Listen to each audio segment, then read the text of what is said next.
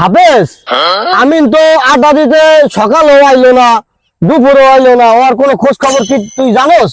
আমিন বকরি রে পায়ালে কাঞ্চা কুঞ্চা ভাড়ে আলামো, সকালটা মাটি করছে আবার এখন বিকালটা মাটি করতেছে। ও কি এমন জরুরি কাজ করে?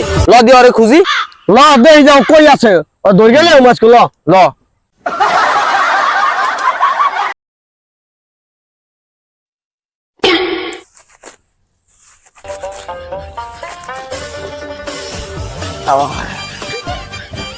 যতই কষ্ট হোক আমার আমার অনেক গাছ কাটতে হবে আজকে।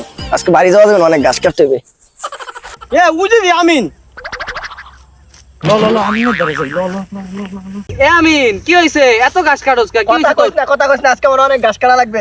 কথা কইছ না, যা যা যা। আরে বন্ধু কি হইছে? কাকাই কয়টা গরু কিনা দিছে তোরে?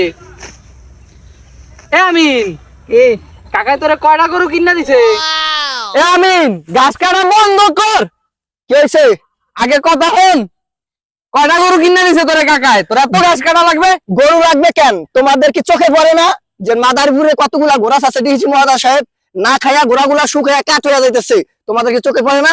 কি চয়ে দেই না, দেখছি তো ডিসি সাহেব গোড়া ছাড়ছে মাদারীপুরে, মাদারীপুরের সৌন্দর্য বাড়ছে, এটা আমাকে গর্ব।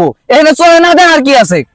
তোদের চোখ আসলে অন্ধ হয়ে গেছে যে ঘাসের অভাবে যে ঘোড়াগুলা শুকাইয়া কাঠ হয়ে গেছে। এগুলো তোমাদের চোখে পড়বে না, পড়বে পড়বে না। তোমরা কি বলবা এই জিনিসের?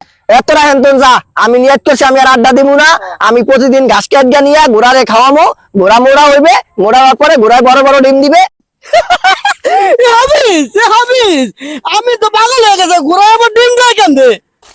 এ আমিন গোড়ায় ডিম পারে হেয়া তোরে কইছে কেডা? কে তুই জানোস না? কি জানবো?